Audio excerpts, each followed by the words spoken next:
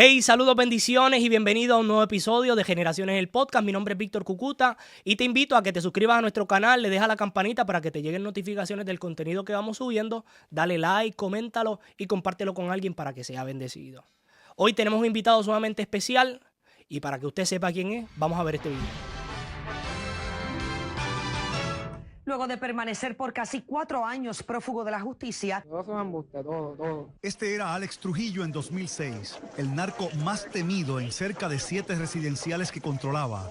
El capo de 23 años era responsable directo, según las autoridades, de más de una decena de asesinatos y muchos otros crímenes. Era el número 1 de los más buscados. La captura de este delincuente, de este fugitivo, le debe dar la tranquilidad al pueblo de Puerto Rico.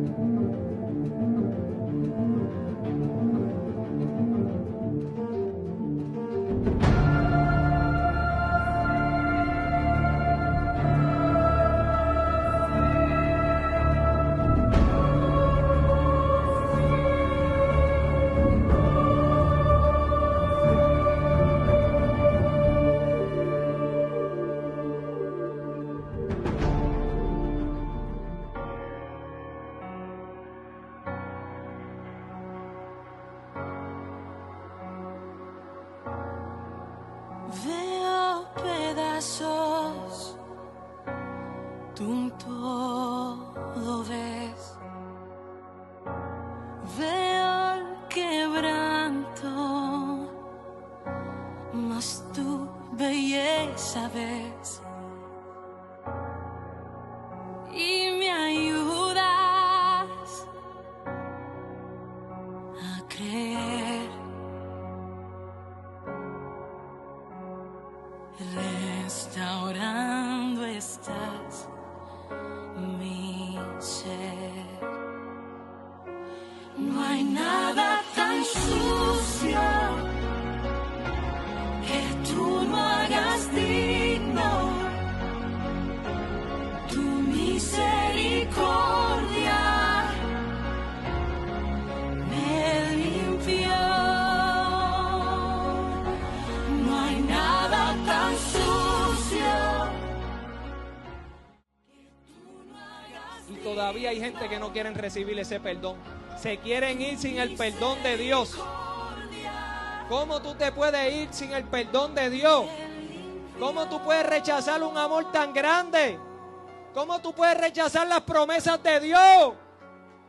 ¿Cómo tú puedes seguir viviendo una vida alejada de Dios? Como ya vieron, me encuentro acá con Alex Capó Carrillo, antes conocido como Alex Trujillo, a quien le damos la bienvenida y agradecemos que esté con nosotros acá en Generaciones el Podcast.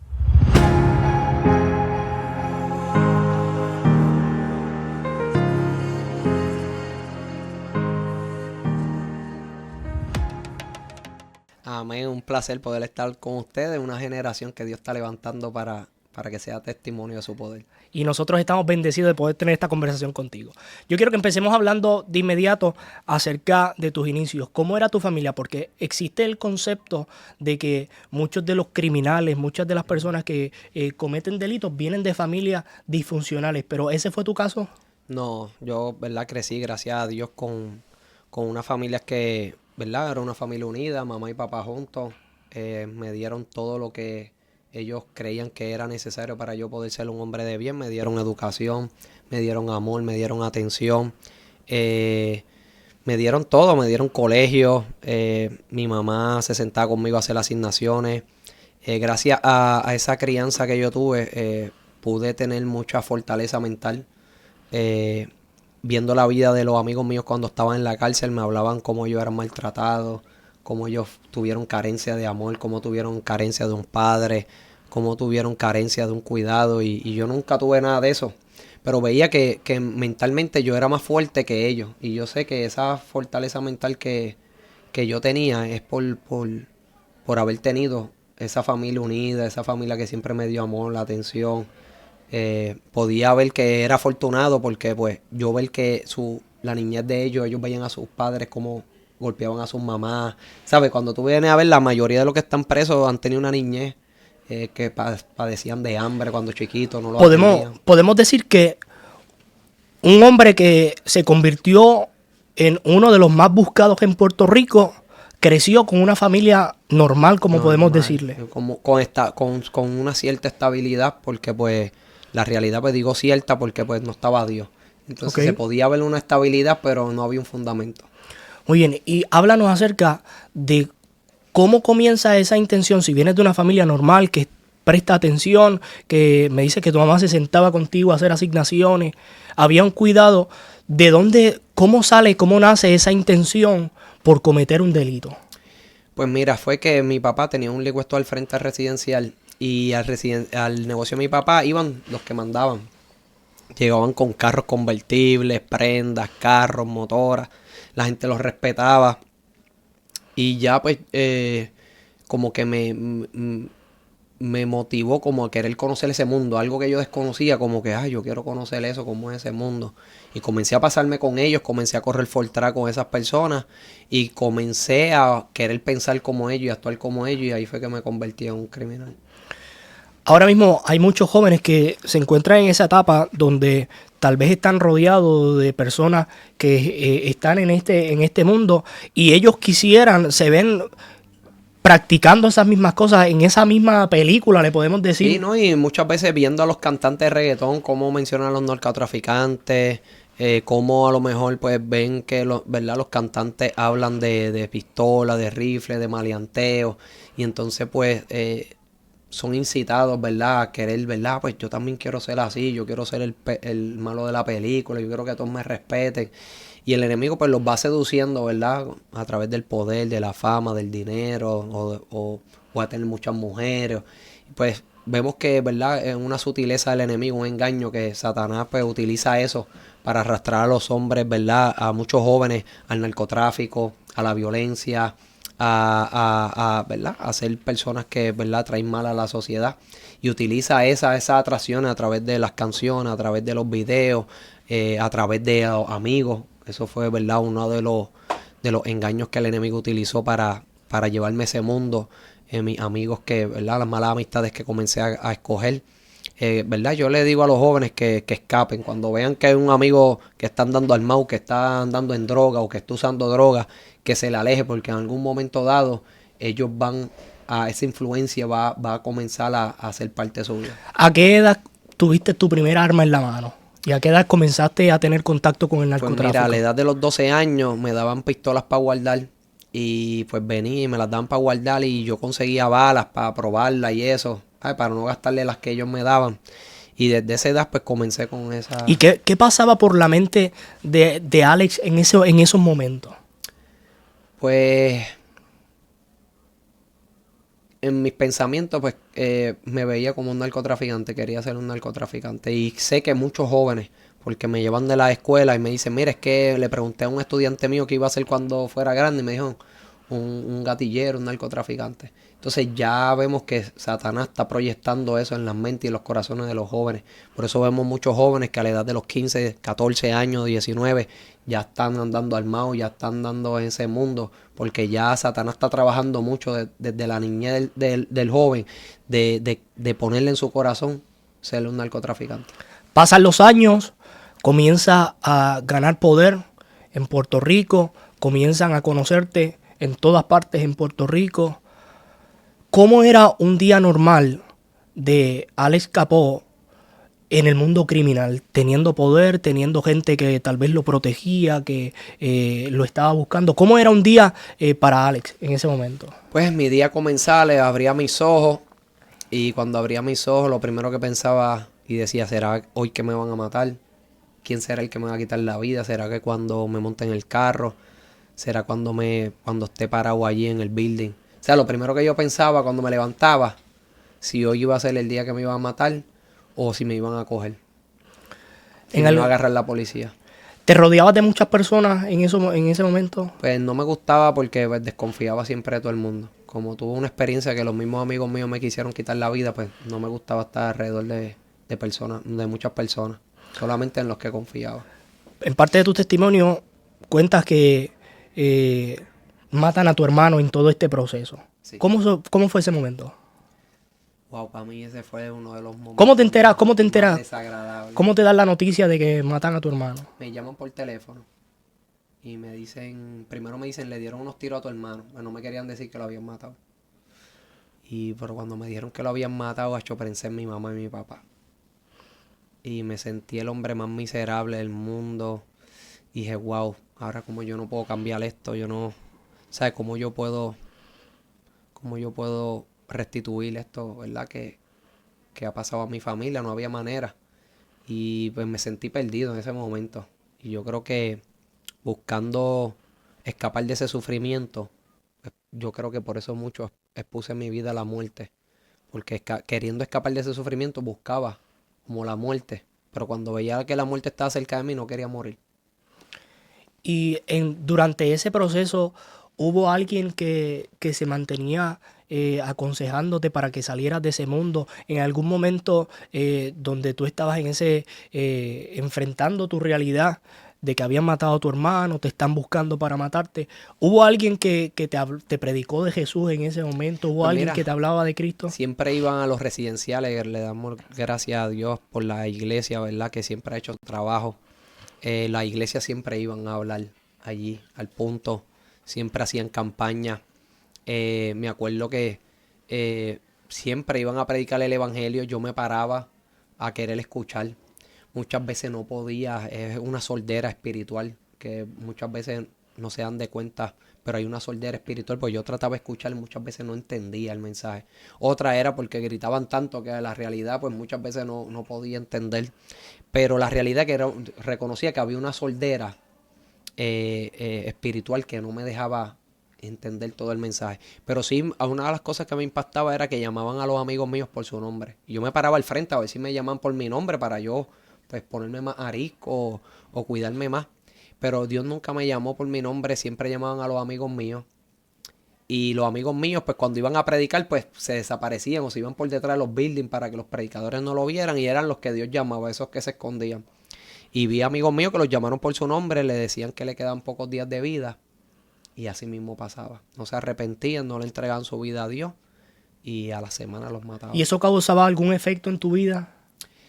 Bueno, lo que yo veía era que había un Dios que llamaba para querer cambiar, ¿verdad?, la vida del ser humano y que pues que el hombre no quería que Dios cambiara ese destino de muerte.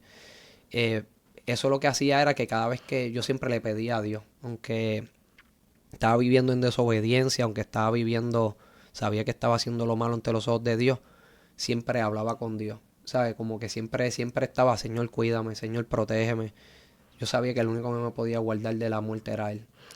¿Recuerdas algún momento que tú digas, este fue el episodio de más dificultad donde yo dije, aquí me mataron? En una discoteca, mis enemigos me vieron y comenzaron a golpearme. Me acuerdo cuando yo estaba dentro de la discoteca, yo los vi, era un montón. Y comenzaron, ¿verdad? Me enteré que comenzaron a llamar de todos los caseríos y todos comenzaron a llegar a la discoteca, hasta habían carros parados afuera. Yo no tenía supuestamente escapatoria. Y ellos me golpean. Y cuando los bouncers me recogen del piso, me van a sacar para afuera de la discoteca. Y mis enemigos iban detrás y me decían, hoy tú te vas a morir, y me daban cantazos. Y yo no me podía desprender de la mano de los bouncers. La cuestión es que cuando me van llevando hacia la puerta de salida, y mis enemigos iban detrás dándome cantazos y me decían, hoy tú te vas a morir, yo comencé a clamar a Dios. Y le dije, Señor, dame una nueva oportunidad. Señor, por favor, dame, pero angustiado. Yo decía, me voy a morir. Pero sabía que si le clamaba a Dios, Dios podía cambiar. Dios podía cambiar eso. Y Dios lo cambió. Cuando abrieron la puerta de la discoteca, se estaban escuchando disparos. Y los bouncers comenzaron a correr. Los que estaban detrás de mí proclamando mi muerte también. Y yo también corrí. Y corrí para dentro de la discoteca y me escondí en la cabina de un disc jockey. Y ese día vi como Dios me preservó una vez más. Y ahora entiendo el porqué. Pasan los años. En el 2006 te arrestan. Sí. ¿Cómo fue enfrentarse a la realidad donde tienes a medio cuerpo de la policía en Puerto Rico buscándote, que no puedes confiarte de nadie, no puedes salir, no puedes exhibirte mucho? ¿Cómo eran esos momentos, esas horas? Pues mira, ese momento, tacho, eso Y si era recuerdas precisamente ese día en que te arrestaron. Pues ese día que me arrestaron, aunque tú no quieras creer, sentí un alivio. Porque ya no tenía que cuidarme de la policía, no me tenía que cuidarme de mis enemigos ni de mis amigos, ¿sabes? En cierta manera soltó un peso. Porque ya dije, pues solamente me toca enfrentar las consecuencias. Me sentí libre, de verdad, cuando me arrestaron. Yo dije, ya se acabó. Ya no tengo que estar huyendo de todo el mundo. Pero a la misma vez, pues, difícil porque tengo que comenzar a enfrentar un proceso, ¿verdad? Judicial. Y lo que me ayudó, ¿verdad?, a poder sobrellevar todo ese proceso fue que le entregué mi vida a Cristo.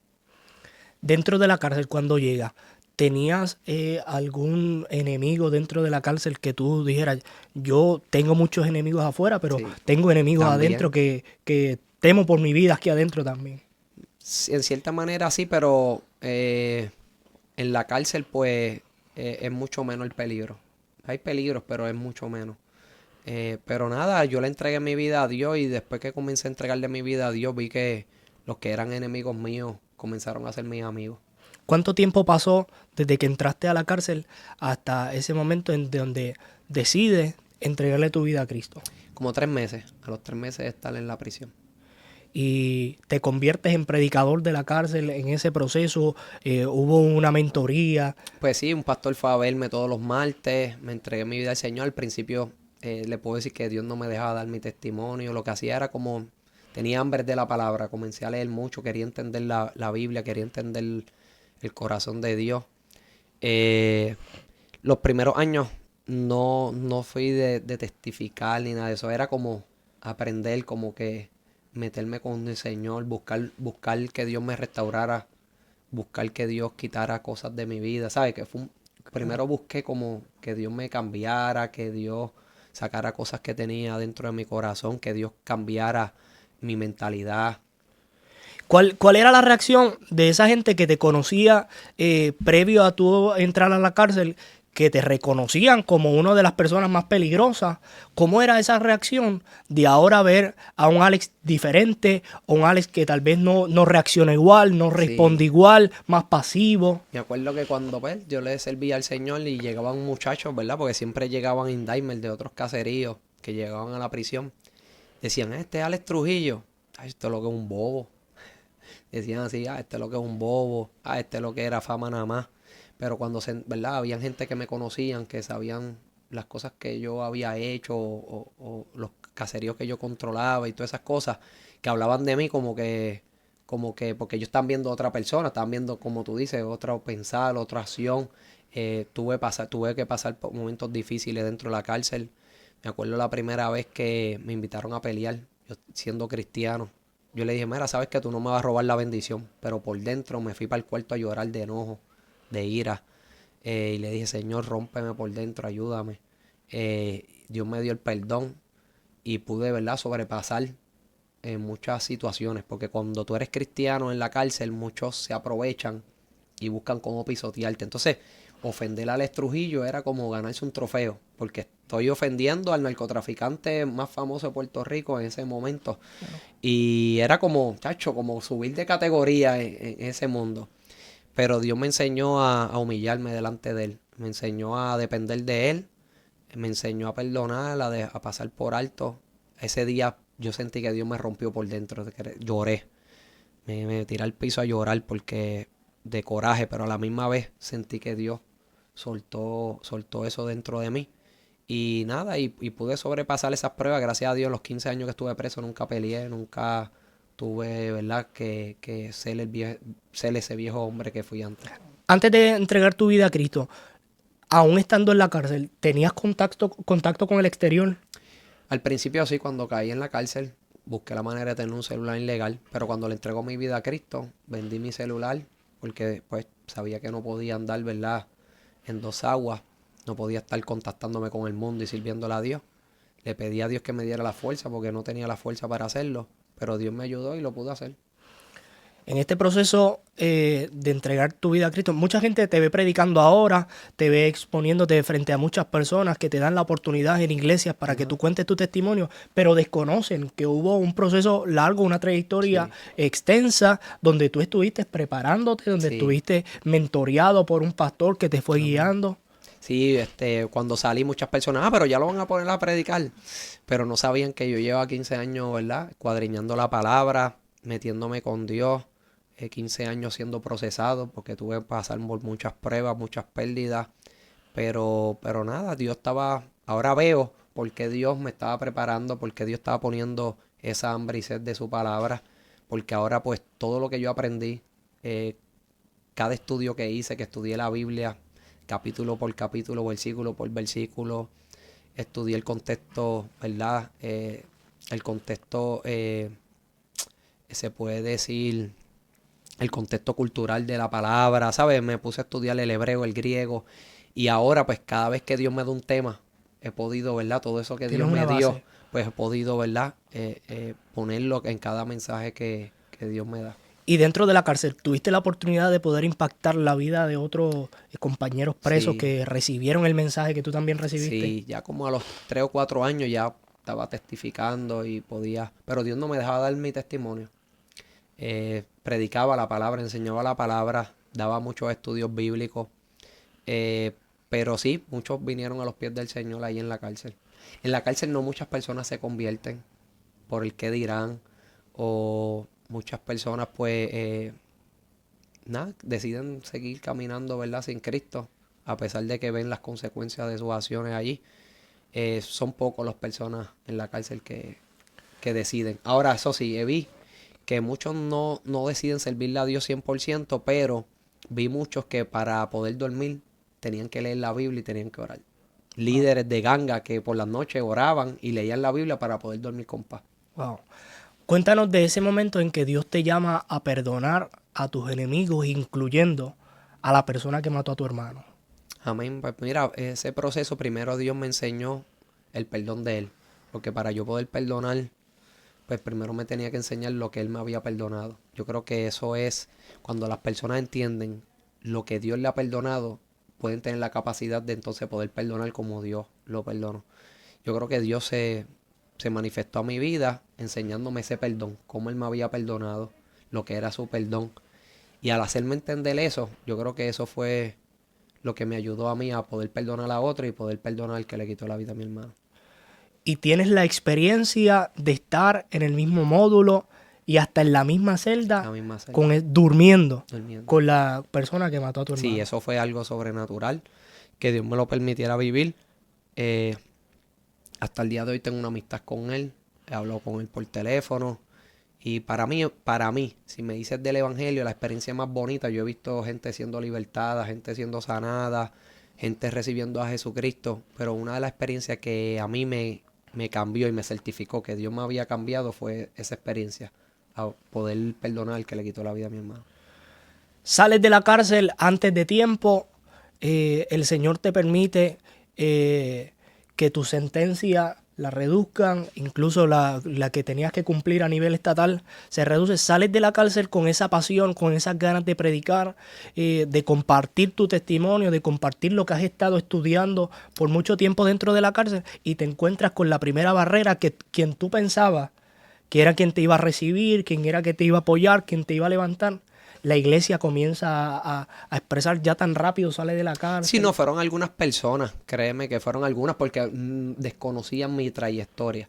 Sí tuve la oportunidad dentro de la cárcel de poder predicar en iglesia. Yo venía y llamaba, tenía 15 minutos y yo llamaba todos los miércoles 15 minutos a la iglesia del pastor que me llevó a los pies de Cristo, y él unió todo el testimonio mío y lo puso en la radio. Entonces en iglesia predicaba 15 minutos, lo que me daba, ¿verdad?, la prisión. También prediqué en la cadena, ¿verdad?, de esto, ¿verdad?, de radio, Maranata. Pero eran esos mismos, esos 15 minutos, y tenía que esperar 15 minutos más para entonces poder volver a llamar. Pero sí, hay personas que desconocían esa trayectoria. Hubieron cristianos, hubieron podcast que decían, pero tan rápido lo van a poner a predicar, y que ustedes creen que, ¿verdad?, ¿por qué lo sacaron antes de tiempo? Él tiene que pagar. Y yo decía, wow, esta gente no conocen que verdaderamente cuando Jesucristo murió por ti, no solamente te perdonó, sino que también pagó por ese pecado. Y la gente quería como que yo siguiera pagando. Y la realidad es que yo pagué 15 años de mi libertad, pero la misma ley me permitió, ¿verdad?, salir antes de tiempo. Pero no, rápido, que fueron 2 o 3 personas, ¿verdad?, que a lo mejor, pues, por desconocimiento, pero no, rápidamente me comenzaron a llamar mucho de la iglesia. Comentarios como ese los hemos escuchado cuando Héctor Delgado se convirtió al evangelio, recientemente cuando Daddy Yankee también decide entregar su vida a Cristo. Escuchamos esos comentarios. Yo creo que este podcast es una buena oportunidad para que también podamos Amén. llevar un mensaje a la iglesia de Cristo. Pues mira, Daddy Yankee, muchas personas hablan, ¿verdad?, que ya está predicando, pero no saben que Daddy Yankee ya Dios estaba trabajando con él desde hace muchos años. Daddy Yankee estaba yendo a la iglesia, Daddy Yankee estaba leyendo la Biblia. Lo que pasa pues, es que tenía unas luchas que todavía no había podido, ¿verdad?, desprenderse de muchos contratos, de muchas, ¿verdad?, pues, contratos que tenía, ¿verdad?, que cumplir en cierta manera. Pero no sabían que yo conocí un pastor que me dice, mira, Daddy Yankee no salía de mi casa para que yo le estuviese hablando de Dios. Sabe que ya Dios tenía un trato, y yo sé que Dios tiene un trato con el hombre. Tú ves al hombre a lo mejor apartado de Dios en el mundo, pero Dios está tratando con esa vida. Dios está tratando de trabajar con esa persona, llevándolo al arrepentimiento o llevándolo a conocer de Él. Y es un proceso que verdaderamente Dios está haciendo en la vida del ser humano, y pues estamos viendo el resultado. El resultado fue Amén. que Él renunció a ese mundo, le está sirviendo a Jesucristo, y nos alegramos de que Daddy Yankee y todos aquellos que han decidido caminar con Cristo, nosotros nos gozamos, porque todos nosotros estuvimos en ese mundo de pecado y vimos cómo Dios nos trabajó con nosotros a llevarnos al arrepentimiento, a renunciar a nuestra vida para vivir para Él. Y nos gozamos porque sabemos que para Dios no hay nada imposible. Y esa debe ser la función de la iglesia, poder Amén. abrazar a estas personas que Y reciben. ayudarlos Exactamente. a que, ¿verdad?, mientras van caminando con Dios, pues Dios va haciendo la obra. Cuéntanos qué estás haciendo justamente ahora. Sabemos que además de predicar en muchísimas iglesias, participar de eventos evangelísticos, además de eso, ¿qué estás haciendo? Pues mira, estoy trabajando, ¿verdad? Estoy trabajando con Héctor en una fundación, ¿verdad?, donde preparamos alimentos, bolsas de alimentos para llevar a las comunidades. Hace poco estuve en una obra de teatro de Lin Millán, que vamos ahora para Florida, a llevar, ¿verdad? Esa obra es bien bíblica, con un mensaje bien bonito. Muchas vidas se están convirtiendo en medio de la obra también. Y nada, hicieron el guión de la película de mi vida, ya lo hicieron. Ahora estamos buscando, ¿verdad?, cómo buscar los inversionistas, y pues un futuro pues también trabajar lo del libro, proyectos, ¿verdad? Pero cuando Dios diga y cuando Dios abra las puertas y conforme a la voluntad de Dios, pues se van a ir dando, yo sé que sí. Para ir finalizando, me llama la atención que también tienes la oportunidad de visitar escuelas. Sí, no, eso sí, eso toda la semana yo voy a 1 o 2 escuelas a hablarle a los jóvenes. Esta semana fui a 2 escuelas, la semana pasada. Así que el compromiso mío es la escuela, ir a los caseríos a predicar, ir a las iglesias, y pues estoy tratando a ver si por lo menos una vez al mes voy a los hospitales también a orar por las personas. Qué bendición. Compártenos, para terminar, un mensaje a todas las personas que nos están viendo, en específico a muchos jóvenes que están en contacto con este podcast. Amén, ¿no? Yo le digo a esos jóvenes que verdaderamente tienen que acercar sus vidas a Jesucristo, que en el mundo no va a poder hallar nada, que le den la oportunidad a Dios, que haga esa obra que Él quiere hacer en tu vida. No hay nada más lindo que tener una relación con Dios.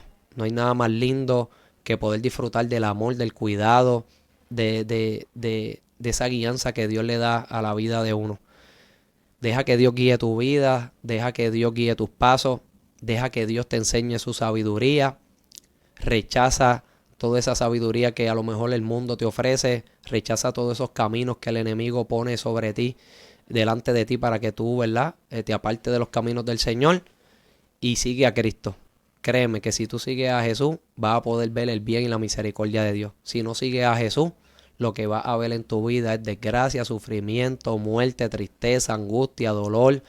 Fíjate, tú vas a conocer todos los males que puedan haber en esta vida si no sigues a Jesús. Así que mi deseo es que usted siga a Jesús, que siga los pasos del Maestro y que deje que Dios haga en tu vida ese plan que Él tiene para ti. Alex, yo te quiero dar las gracias. Amén. Me quedaría aquí muchísimo más tiempo hablando contigo porque realmente te honramos y creemos lo que Dios está haciendo a través de tu ministerio y le pedimos al Señor que renueve tu fuerza, Amén. que te siga utilizando para que su reino siga siendo esparcido en la tierra. Amén, amén. Muchísimas gracias también a todos ustedes que están conectados en nuestro podcast Generaciones. Te invitamos a que compartas esta transmisión, te suscribas, le dejas la campanita para que te lleguen notificaciones de todo el contenido que estamos subiendo. Le des like, que lo compartas con alguien más para que sea bendecido. Nos vemos en un próximo episodio de Generaciones el Podcast.